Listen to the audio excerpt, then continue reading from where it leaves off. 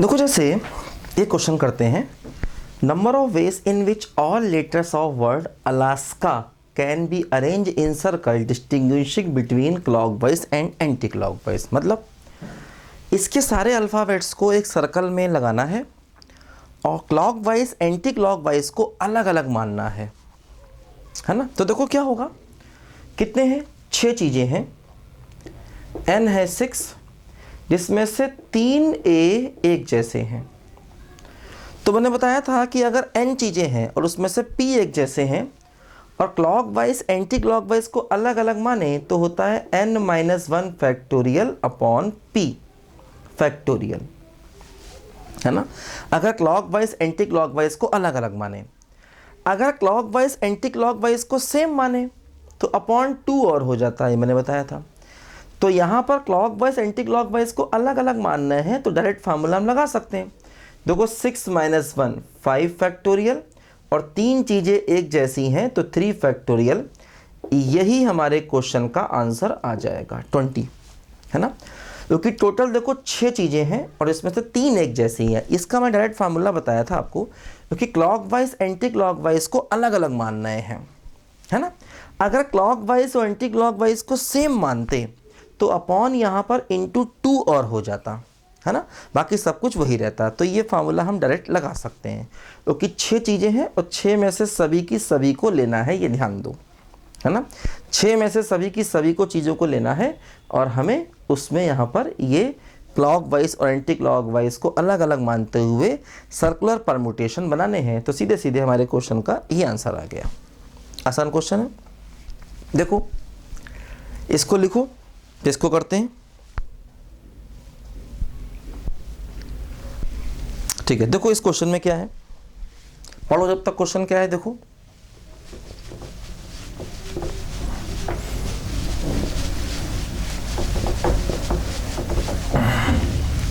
देखो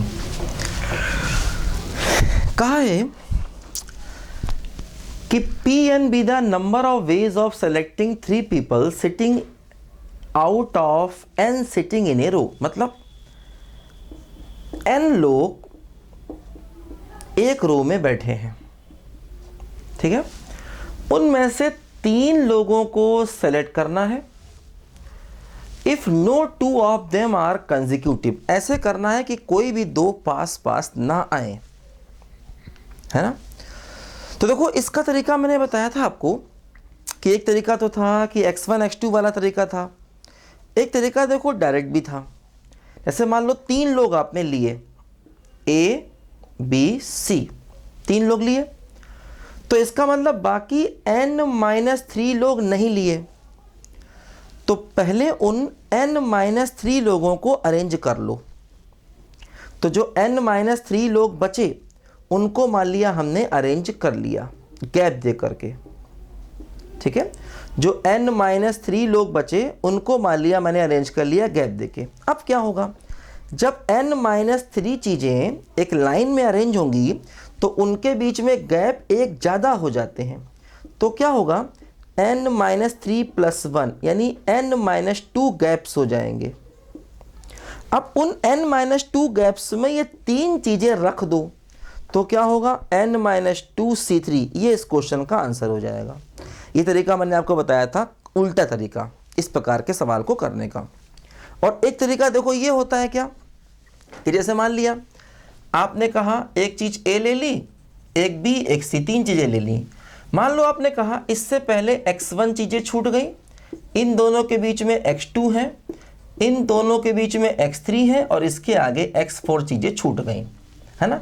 अब आपको टोटल n चीज़ें लेनी थी, आप 3 चीज़ें ले चुके हैं।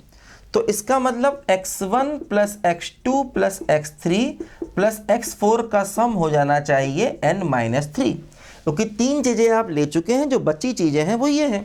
अब देखो जो x1 है ये > 0 होगा, x2 > 1 होगा, क्योंकि इनके बीच में कम से कम एक आदमी छूटना चाहिए, और x3 भी > 1 होगा और x4 > 0 हो सकता है। x1 > 0 इसलिए क्योंकि हो सकता है A पहली ही चीज़ तुमने सेलेक्ट कर ली हो, उसके पीछे कोई हो ही ना, मतलब हो सकता है तुमने ए को पहला आदमी ही मान लिया हो, तो इसके पीछे कोई आदमी नहीं होगा तो x1 0 हो जाएगा। लेकिन ए बी के बीच में कम से कम एक आदमी चाहिए, क्योंकि no two of them are consecutive, कोई भी दो लगातार नहीं होने चाहिए। तो अब देखो जैसे ये है तो इसको x2 बराबर y2 प्लस 1 मान लिया जाए और इसको x3 बराबर y3 प्लस 1 मान लें, तो हमारा क्वेश्चन देखो बदल जाएगा x1 plus y2 plus y3 plus x4, और ये जो है उधर जाके माइनस हो जाएगा तो n माइनस 5 हो जाएगा। अब इसमें हर एक वेरिएबल ग्रेटर इक्वल टू 0 हो जाएगा, ध्यान दो, है ना, हर एक वेरिएबल ग्रेटर इक्वल टू 0 हो जाएगा। तो हम लगा सकते हैं formula n plus R minus 1 C R minus 1, तो क्या बचेगा देखो n माइनस 2 C3, ये हमारे क्वेश्चन का आंसर आ गया, जिसको हम वहाँ पर डायरेक्ट भी निकाल चुके हैं। उल्टा सोचते हैं, मतलब तीन चीज़ें चुनना है और इसका मतलब n माइनस 1 नहीं सेलेक्ट करना है, तो जो नहीं सेलेक्ट करने वाली चीज़ें उनको एक लाइन में अरेंज करते हैं गैप देके, फिर उन गैप में इन तीन चीज़ों को रख देते हैं। तो n माइनस 3 चीज़ें अगर आपने गैप दे देकर रखी तो नंबर ऑफ गैप हो गए n माइनस 2, और n माइनस 2 गैप में तीन चीज़ें रखनी है जो एक जैसी मान के चलिए, एक जैसी चीज़ें रखनी है, तो n माइनस 2 C3, तो कुल मिला करके ये वो Pn हो गया जिसकी ये बात कर रहे हैं, Pn। तो देखो ये हमारा Pn आ गया जिसकी ये बात कर रहे हैं, ठीक। अच्छा अब देखो आगे, Qn is the corresponding figure when they are on the circle. मतलब अब कह रहे हैं अगर n लोग सर्कल पर बैठे हों और तीन लोगों को चुनना है और वो दो पास पास ना हो, ये सवाल भी मैं आपको करा चुका हूँ कि कुछ लोग सर्कल पर बैठे हैं, उनमें से तीन लोगों को उठाना है और वो पास पास ना हो। तो ये सवाल मैंने कैसे कराया था, उल्टा कराया था कि n में से टोटल तीन लोग चुन लो, उसमें से फिर दो दो को सेलेक्ट करने वाले पास पास करने वाले तरीके निकाल दो और तीन तीन को पास पास सेलेक्ट करने वाले तरीकों को निकाल दो। ये तरीका मैंने बताया था कि अगर n लोग सर्कल पर बैठे हैं तो तीन लोग ऐसे चुनने हैं उनमें से कोई दो पास पास ना हो। ये सवाल मैं करा चुका हूँ आपको। अब देखो इस सवाल को करने का भी एक और तरीका देखो। अब जैसे ये सवाल हम लोगों ने सर्कल वाला जब पहली बार किया था तो उस सवाल को भी देखो हम एक और तरीके से कर सकते हैं। अब देखो एक नया मेथड सीखो। सर्कल वाला सवाल वैसे तो कर ही सकते हैं जैसे मैंने पहले कराया था आपको कि टोटल चीज़ें ले ली, उनमें से दो पास पास वाली माइनस कर दी, तीनों पास पास वाली माइनस कर दी, है ना। अब देखो एक और तरीका यहाँ पर सीखो, इसको लिख लो जरा जल्दी से। तो मैं Qn वाला कॉन्सेप्ट बताता हूँ, इसको लिखो जरा जल्दी पहले बच्चों। देखो अब जैसे मान लो सर्कल पर हमारे n लोग बैठे हैं, ठीक है, सर्कल पर देखो हमारे n लोग बैठे हैं, ध्यान दो। देखो मान लिया ये सर्कल है, सर्कल पर n लोग बैठे हैं और ये वो है A जो हमने सेलेक्ट किया, ये B, ये C जो सेलेक्ट किया। अब बाकी जो बचेंगे जो सेलेक्ट नहीं किए हैं, मान लो इनके बीच में x1 है, इनके बीच में x2 है, इनके बीच में x3 है, तो x1 plus x2 plus x3 का सम n माइनस 3 होना चाहिए, क्योंकि टोटल n लोग बैठे हैं और 3 का सिलेक्शन हो चुका है। इन दोनों के बीच में बचे हुए x1 है, इनके बीच में x2 है, इनके बीच में x3 है, तो x1 x2 x3 का समेशन n माइनस 3 होना चाहिए। अब जो x1 है ये ग्रेटर इक्वल टू 1 होगा, क्योंकि इन दोनों के बीच में कम से कम एक आदमी छूटेगा, और x2 भी ग्रेटर इक्वल टू 1 होगा और x3 भी ग्रेटर इक्वल टू 1 होगा। अब देखो हर एक वेरिएबल ग्रेटर इक्वल टू 1 है, तो हम सीधे से फार्मूला लगा सकते हैं n minus 1 C R minus 1। n है ये, तो n minus 4 C R minus 1 का मतलब 2। देखो n की वैल्यू ये है और r की वैल्यू क्या है बोलो 3 है। अगर हर एक वेरिएबल ग्रेटर इक्वल टू 1 है, क्योंकि ये भी ग्रेटर इक्वल टू 1 होगा, ये भी, क्योंकि हमें तीन लोग ये चुन लिए और x1 x2 x3 वो लोग हैं जो नहीं चुने गए, तो जो नहीं चुने गए उनका सम n माइनस 3 हो जाना चाहिए, ठीक। तो देखो इसका रिजल्ट क्या हो गया, n माइनस 4 है ना, और n माइनस 5 है ना, nc2 अपॉन 2 फैक्टोरियल, है ना। तो ऐसे देखो हमने इस क्वेश्चन को यहाँ पर किया। अब ये देखो जो वैल्यू है वो वैल्यू आ गई है Qn की, है ना। देखो ये Qn की वैल्यू आ गई। ठीक है, ये क्यू एन की वैल्यू आ गई है ना? बोलो भाई, ठीक है ना?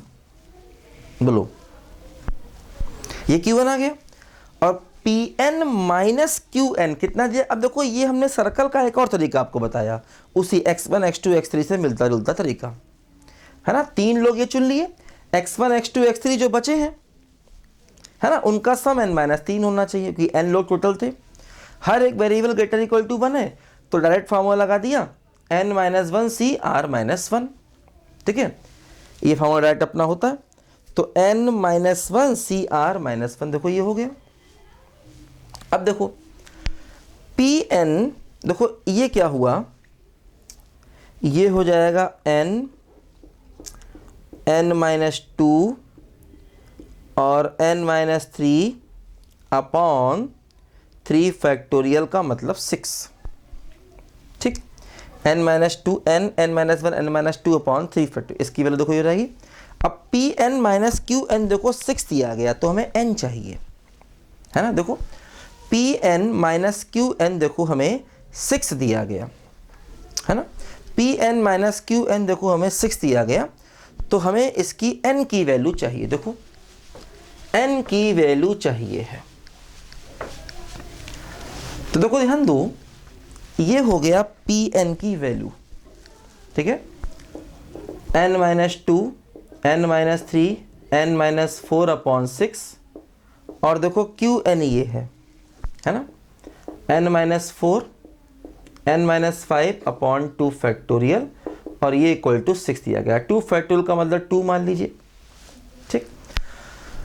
देखो यहाँ से n-4/2 कॉमन ले लो तो बचेगा n-2 n-3 upon 3 minus n-5 और इक्वल टू 6, ऐसा देखो यहाँ पर आ गया, ठीक। अब देखो इसको ज़रा सिंप्लीफाई करें हम लोग और देखें n क्या आता है, ठीक है। देखो इसको सिंप्लीफाई करके हमें n की वैल्यू यहाँ पर चाहिए है, ध्यान दो। देखो क्या होगा, n-4/2 एलसीएम लेंगे तो n² माइनस 5n प्लस का 6 माइनस 3n प्लस का 15, ठीक है। देखो ये हो गया n-4 upon 2 n² minus 8n plus का 21 बराबर 6, ठीक है, ऐसा आ गया। बताओ अब यहां से n हमको चाहिए, बताओ भाई, कर पाओगे? इसके बाद क्या होगा, 2 क्रॉस मल्टीप्लाई करो, n-4 n² minus 8n plus 21, ये हो गया 12। अब इसको फिर से मल्टीप्लाई करो, क्यूबिक इक्वेशन बनेगी तो क्यूबिक इक्वेशन को सॉल्व करना पड़ेगा है ना, क्यूबिक इक्वेशन को सॉल्व करना पड़ेगा, n की वैल्यू निकालनी पड़ेगी। बताओ कर पाओगे? अब ऐसे सॉल्व नहीं होगी, पहले इसको मल्टीप्लाई करना पड़ेगा फिर सॉल्व करना पड़ेगा इसको दोबारा से, क्योंकि मल्टीप्लाई करके 12 को इधर ला करके इधर 0 बना के सॉल्व करना पड़ेगा। करें सब बच्चे, है ना। n की वैल्यू निकालनी है हमको, यहाँ से करना अपने आप आसान है। इसके बाद क्यूबिक इक्वेशन को सॉल्व करना तरीका मैंने बताया था कई बार पहले भी कि क्यूबिक को सॉल्व कैसे करते हैं, ठीक है, करना सब बच्चे, और n की वैल्यू यहाँ से निकालना, ठीक है। लिखो बच्चों ध्यान से,